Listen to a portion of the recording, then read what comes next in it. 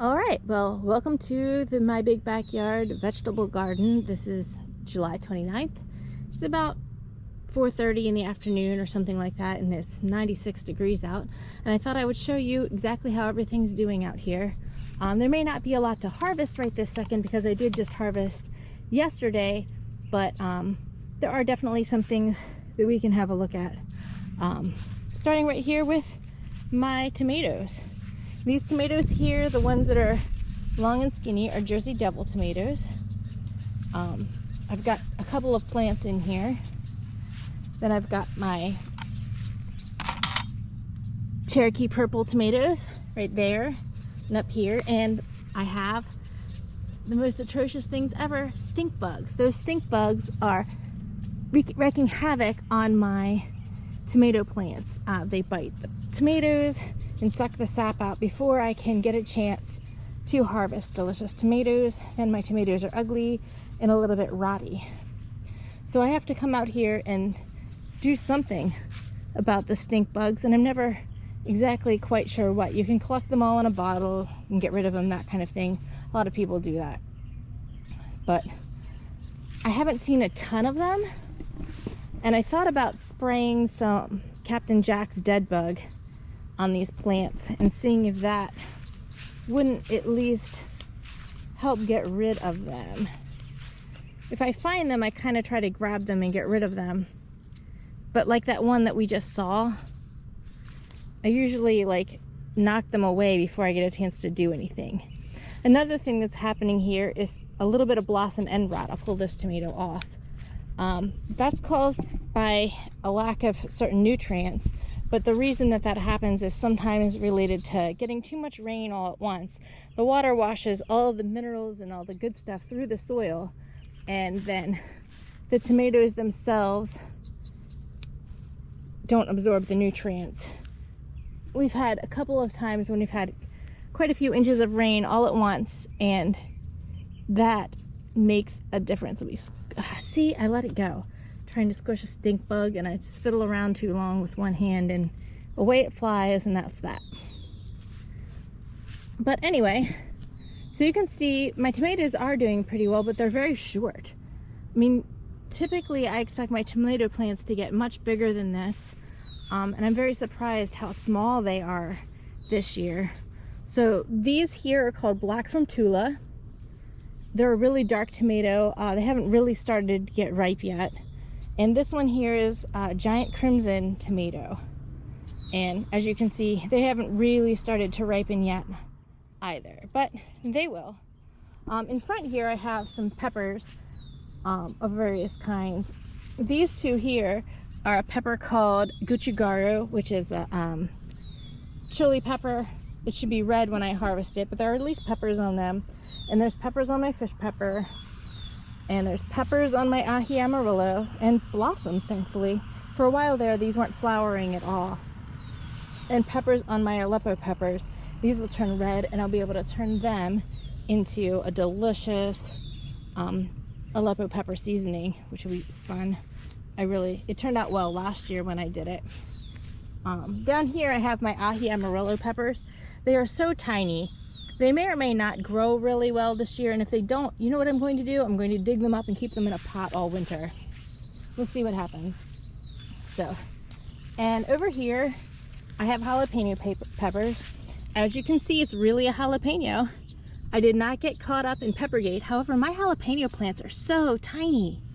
They're really, really small. So I have these two, which are producing jalapenos. This pepper is called a New Mex jalapeno mix, and it came from Seeds and Such. There's another one, it's not doing very much. And these two are also, and I think this guy as well, are also pepper plants that they just haven't done much yet. Across the way on the other side though, you can see those bigger jalapeno plants.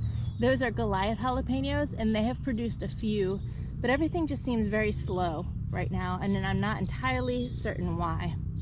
And this is my 4th of July tomato, but that didn't produce any tomatoes by the 4th of July, that's for sure.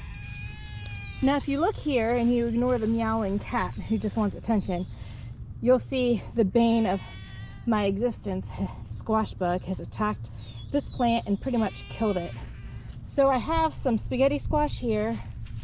I've got one here that's completely fallen off the vine. But if you look, there's holes in these. And what's going to happen is I'm going to be like, oh, these are great. And then fruit flies and things are going to come out of them. This is not, it's been invaded. I cannot keep this pepper. I mean, this squash.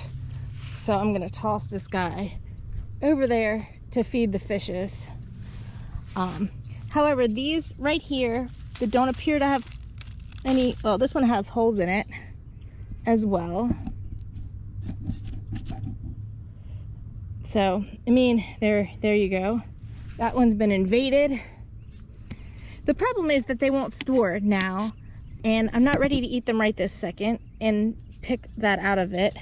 The goal was to have spaghetti squash to store all winter. I really like to eat spaghetti squash. Hopefully I can harvest these 3. And then I'm going to remove the plants altogether. And then I have started a new seed for spaghetti squash, and my plan is to plant another spaghetti squash in the same location, but with some 7 dust, and do an even better job going after the squash bugs. Because believe it or not, you can't tell from the state of this plant, but I picked off so many squash bugs. And I cut off all the eggs that I found. I was diligent about it, yet I still lost both squash plants. Last year, my spaghetti squash climbed the whole trellis, and this year it got up 2 feet, and that's it. And that's what I got. It produced a lot of squash, but then the squash got attacked before they could ripen, and that is the end of that. However, if you go over here to the other side, we have a different kind of squash, and this squash actually hasn't really been attacked by the squash bugs. I'm not certain why that is, but I'll take it. However, here it is. There's one right there. This is a honey nut butternut squash, and this squash also doesn't really produce anywhere near the amount of squash. I mean, I think that squash there and one more, I think there's one more in here, there's one, are the only squash I've gotten on this whole plant. So hopefully, I mean, looking down here, I think that this has squash bugs. And so that one might be doomed. I don't know about this one. I'm gonna have to come out here and put some 7 dust at the bottom of that as well. So, and then you have the cherry tomatoes. These have gotten huge. I do have quite a few cherry tomatoes in here. They've done really well. And I've been picking them and eating them every single day. So there's some cherry tomatoes of various varieties and some pear tomatoes. There's another set of 4th of July's in here as well. And then in front, some more of my peppers. This is my, I have 2 plants, one in the front and one back here. These are my shishito peppers. As you can see, I have plenty of shishito peppers on here. I'm just letting them get a smidge bigger, and then I'm going to pick them all and fry them up and eat them. Here are my snack peppers. These are Yum Yum snack peppers, and they're supposed to turn yellow or orange or stay red or stay green, and I'm trying to be patient and leave them on here to ripen so that I can see how they turn out, because I honestly would like to eat them in their colored state. I've picked them green and fried them up with the shishito peppers, and they're just fine. But I'm trying to be patient and let them ripen on the vine. So there's some random dill in here. I have a Scotch bonnet plant that hasn't flowered for me. And in here, kind of mixed up underneath this volunteer tomato a little bit, this is an ube plant. Ube is like a Filipino sweet potato. And I'm just kind of letting it go right here. I only just got this recently. I'm gonna let it hang out there. Hopefully I get some ube. I really don't know. I've never grown it before. A friend gave me the plant. So this plant, which looks sad right now, and for all I know it has borers too. I hope not. The bottom actually looks okay. But this plant is golden pippin squash, Gill's golden pippin squash, and they are pretty much ready to harvest. A lot of them are ready. So I ate one already. I will be harvesting the rest of these, and I'm just curious to see Never grown them before, but they've done quite well here. So I think I'm gonna harvest these gold ones and let the rest of the vine grow. See what happens. Over here is the cucumber. I've had quite a bit of cucumbers off of this plant already today. This year. And you can see there's some small cucumbers still on here. I'm not sure how well they're doing. I mean, it's hot, so the heat is really wreaking havoc on how my plants feel. But I'm just, letting them chill here. The plant's alive, it's healthy. Well, it's healthy as a cucumber is when it's 96 degrees.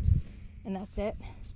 And then out here at my dill, it's almost time for me to come and harvest. I need to harvest that flower head right there, the really dark one. That's ready for me to harvest. So it's time to come harvest these dill seeds. But I do keep my own dill from my garden. And I also do let it just go to seed here. And it looks like I have a couple strawberries. Look at that. You see, just like every strawberry in my garden, it has a hole in it. Everything I grow gets eaten. But I'll probably take them in and eat them and eat it anyway. I grew these things. I don't want to waste them just because some other animal decided to take a bite. Doesn't mean I won't. Anyway, I think I'll take a wander through here, pick a few tomatoes, or maybe I'll just wait until tomorrow. I'll just pick the squash today and pick a few more tomatoes tomorrow. But I hope you enjoyed this look at my vegetable garden as it stands in the end of July 2023.